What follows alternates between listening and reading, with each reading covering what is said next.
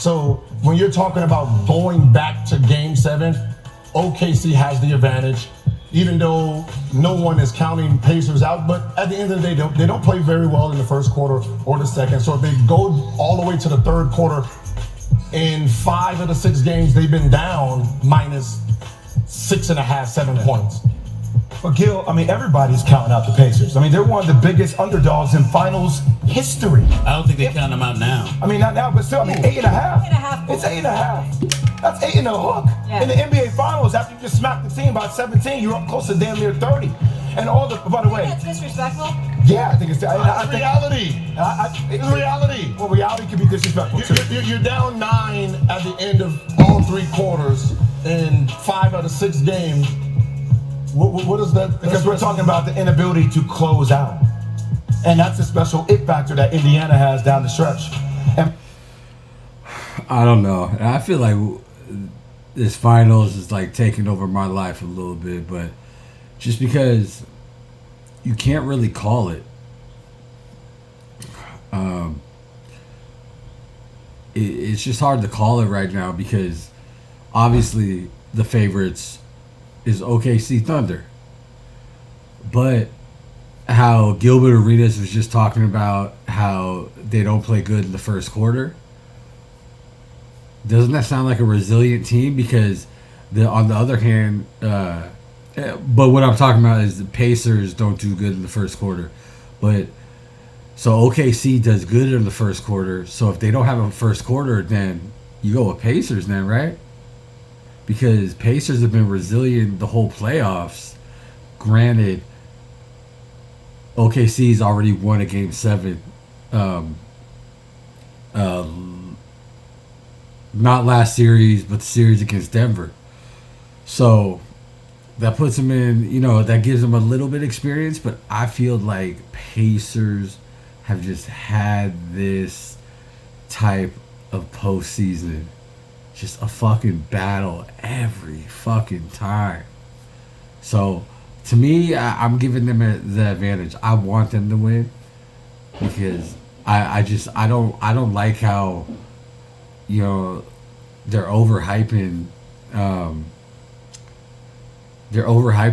OKC. They're like calling them elite already. Like it's like the elite season that they may have had is not even over yet, and it's like I see these scenarios on First Take. Is this the one of the greatest teams of all time? It's like they haven't even won the championship yet. They had like a really good regular season, even though my Warriors beat them twice. But I don't know. I think they're just overhyped. Granted, they're in the finals.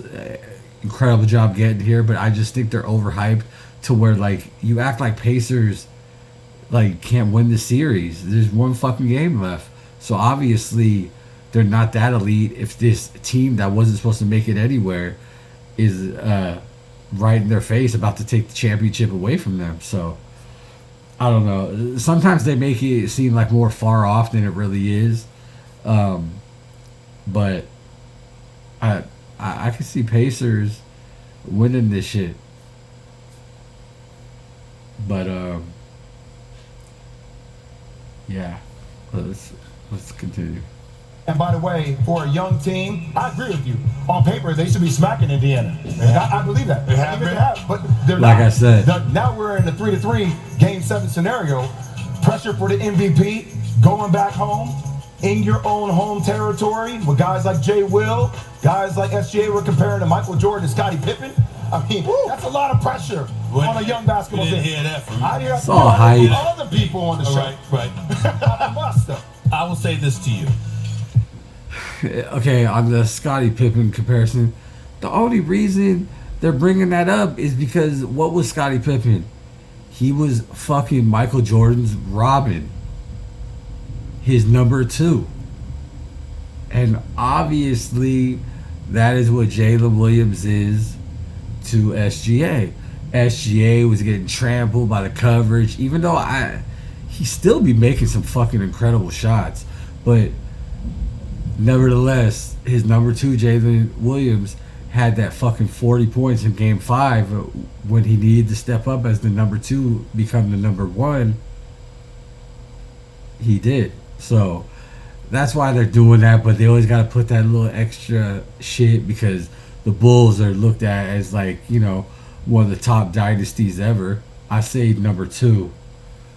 I gotta say the Warriors is the top dynasty ever because, you know, Steph Curry beat and the Warriors beat LeBron, you know, in the LeBron era. And honestly, as a Warriors fan, going into that first finals where we played the Cavs, like, people could talk all the shit they want, but there's no way I thought we were going to win that series. Like, and I think even after game 1 where I'm like on eggshells, LeBron has like 50.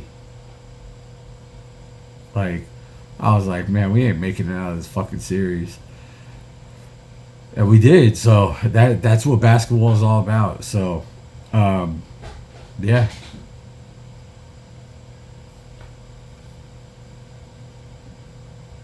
I think Game 7 is going to be a thriller.